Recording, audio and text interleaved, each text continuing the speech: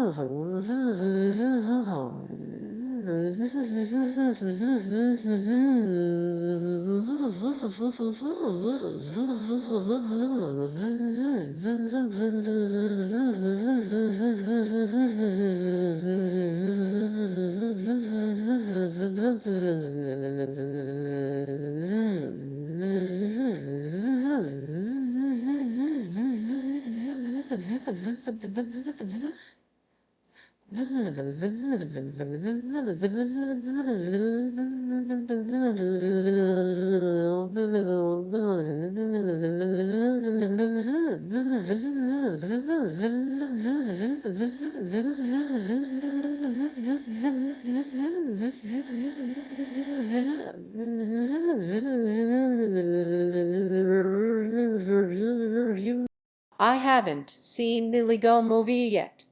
Don't talk to me. Lauren Cates also said that even the worst of your dystopias are at least, a little bit of a metaphor which divergent isn't really. And they might be paper thin and obvious, but it's there. And Sarah doesn't exactly get layers. So if you re going to do dystopia, whatever would normally be presented as a metaphor needs to be like 100 on the nose. I wonder what that could be, though. So they take their guns away or something. No, like there's a health care system called Schmo Schmema Schmer. And they like, no, but I want to visit my doctor. They raise the minimum wage. No, no. And the moochers crawl out. They like the Morlocks. Review in time.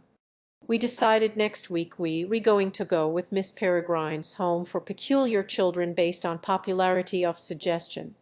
Before we start talking about Cinder, so we going to do this one in 2 weeks. So we have 2 weeks to read it. Another library copy. Thank you, Queen's Library. You are awesome.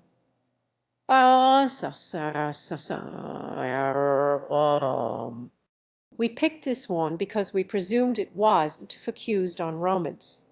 We could be wrong. For the next one, I say give us something adult, reasonably popular, within the last 5 years, little or no romance. So we can focus less on romance, even though that is relevant to our Cthulhu love. We still have to read that Ypres love. At some point we got to read Ypres love. At some point we got so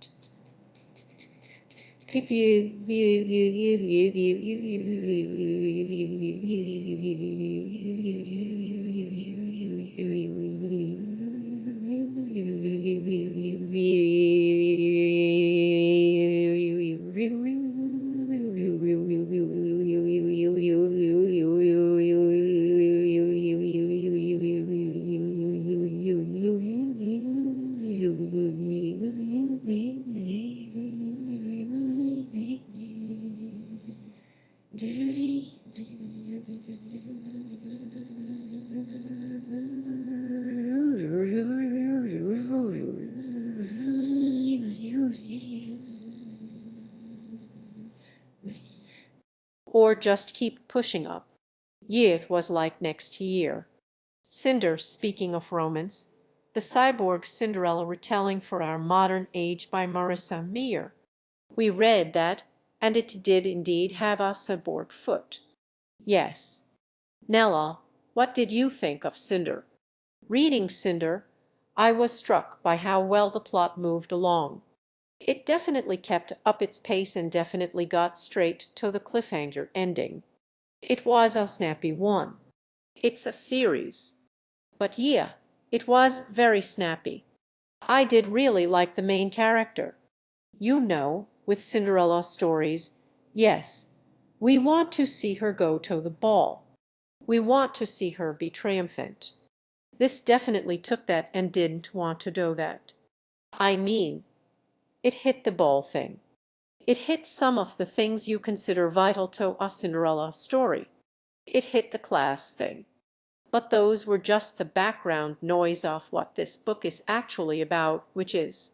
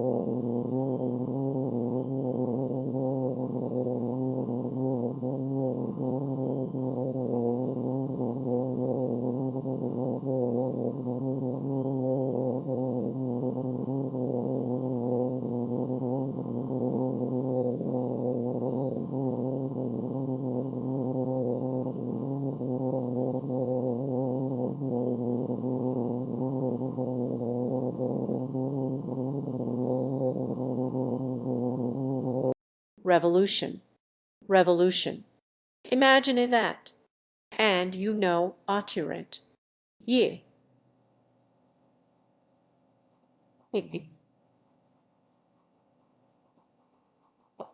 Invasion.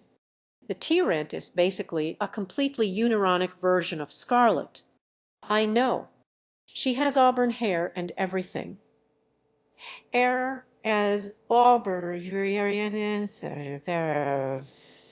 She. I know. She's like walking all sexy. Like the evil queen.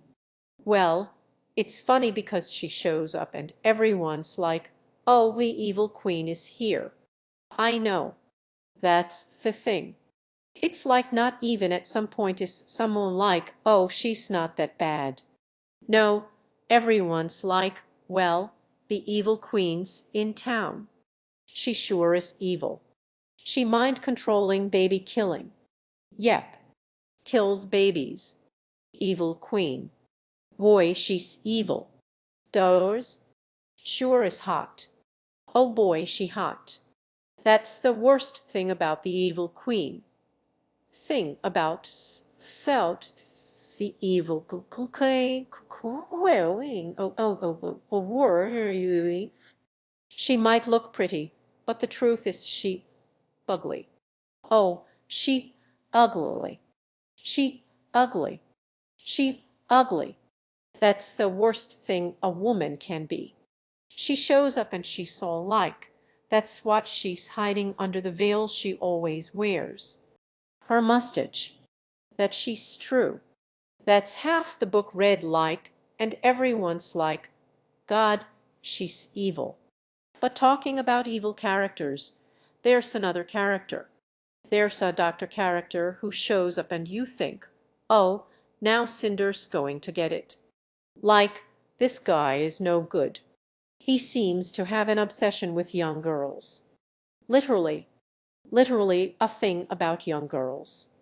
And it's super creepy. Well, he's kind of set up like this Dr. Mingle, like doing literal Auschwitz experiments on cyborgs. But no, then he turns out to be Annalie. And we never go back to examine. So 27 cyborgs have died by your hand. He's a Dr. Fungal. It is just completely accepted in this universe that cyborgs are second-class citizens. And it is never explained. They re just like they re people. They re-humans that have like, artificial hearts or bionic arms or whatever. Or there's the one guy that gets listed as a cyborg who's just missing a foot. Yeah. He's got like a peg leg that happens to have like a little robot. I want to know what happened in this world to turn people so against prosthetics. Yeah. I mean, if you get a titanium hip replacement, does that make you count as a cyborg now? Yeah. This world is incredibly. This world is incredible. Incredibly. World.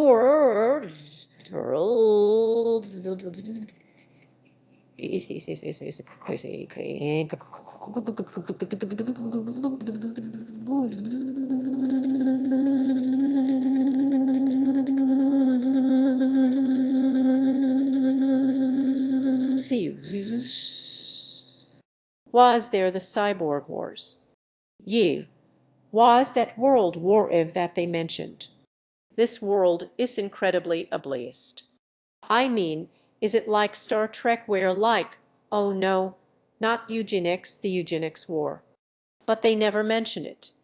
Okay, granted, this is book 1 of 3, so maybe it gets mentioned. But as it is, it's never even alluded to why cyborgs are so shat upon. They like, basically, literally slaves. Like, can be owned and sold for no reason other than they have prosthetic foot, which of course is our Cinderella thing. Her foot comes off, which I thought was clever. I feel like it depends on what you like. It felt on the younger end of your tone, because it was really short, compared to something like Daughter of Smoke and Bone series, or even Twilight or The Fifth Wave. It was really short and super predictable. Like, the twist at the end is like, it was so obvious, it's like, it can't be that. It's gonna be a bait and switch. It has to be a bait and switch. No, I knew it was gonna be that. No, it wasn't. The characters are not super deep, but it was like all concept. But the concept I thought worked. But it was fun. Yeah, it was fun. It was a fun concept. And I would definitely wanna read the next 3 books. Yeah, no, I am on board. I am like, I wanna see what happens to Cinder. Yeah, I wanna find out about the lunar. So there's a nation on the moon that's been there for hundreds of years, and supposedly they really wealthy and self-sustainable on the moon. I really wanna know how that happened. I hope they go into that. I do. Because I'm kinda like Mars has the ice cap. Yeah. The moon's got a whole lot of nothing. So anyway, Marissa Meyer, someone in the comments pointed out that she was apparently a former fan fiction author, which is apparently for like Sailor Moon, which I think really makes a lot of sense considering the 4 books. It's like Sailor Cinder, Sailor Scarlet, Sailor Winter. I mean, this isn't like 50 Shades of Grey where it's just like, I'm taking me, they, I. No, this is an example of someone who wrote fan fiction who did a good job with it. Well, I mean, I think it's like she took the things she liked about the fandom that she was in and reapplied it to a completely different thing, which I can totally dig. I can't express how little I cared about the romance and also didn't to buy it. Well, also, I just really felt like they both just needed a puppy. There are so many larger things at stake and she keeps going, he's not gonna like him. And I get that that's the thing that teenagers will relate to, does he like him? Yeah. But in this case, I didn't buy it because the stakes were so high. It's like, get your shit together. Yeah. Come on, focus. I realize you re-16, but you reframed as smarter than that. Ye. Someone in the comments asked if there is a Tiger's curse comparison because this does take place in New Beijing, which is like 1,000-ish years in the future or something. No, no, no. Because Tiger's curse at least tries to incorporate the culture. This one does not at all. Someone alluded to someone's wearing a kimono or maybe there, bud hat in the corner or something, but it really has fuck all to do with China. Ye. And it's very much about all the continents have pretty much been divvied up into commonwealths. Europe is Europe. Africa is United Africa or something. South America has apparently been bombed into obliteration. Erica has apparently been bombed into salary obliteration.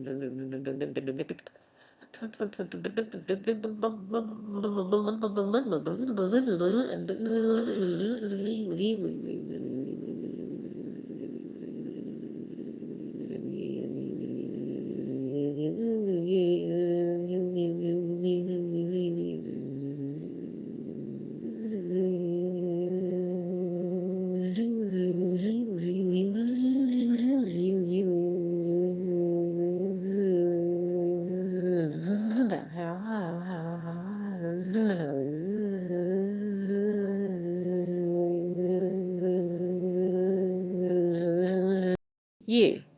Because they never, Australia is still its own thing. Hey, well. Hey, well. But it was a part of an interesting point. I wanted to bring this one up. This is called The Summer Prince, which is a considerably less well-known book. This one is on the much more adult, like older It's a lot more heady. It's a lot more conceptual. It's a lot more sci-fi. This one takes place in a science fiction future of Brazil.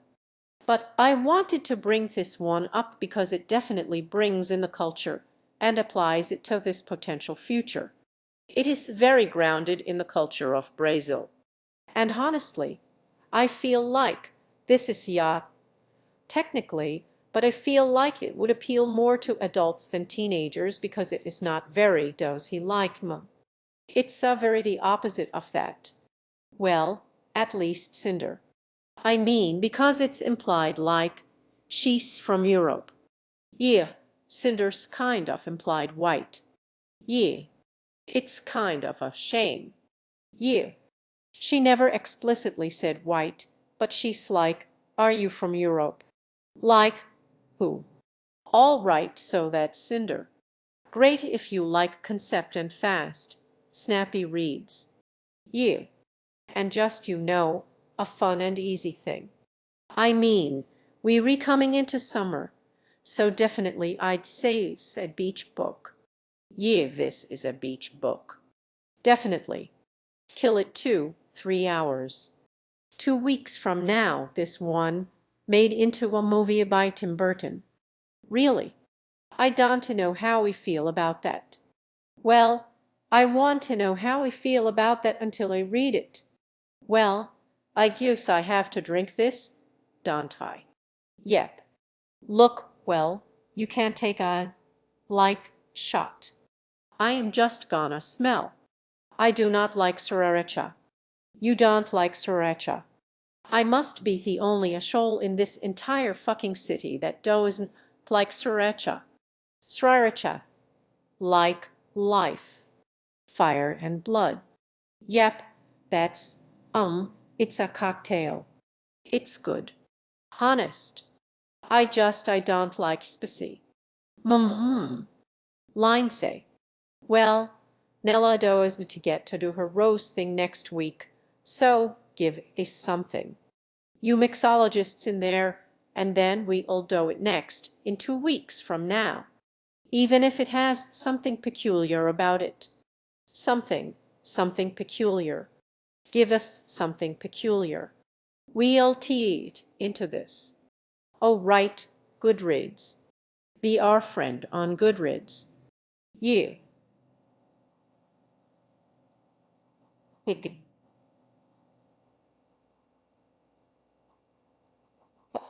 Shayapocalypse. Oh yeah. Goodreads.com/Shayapocalypse. Be our friend. You can comment. We can talk.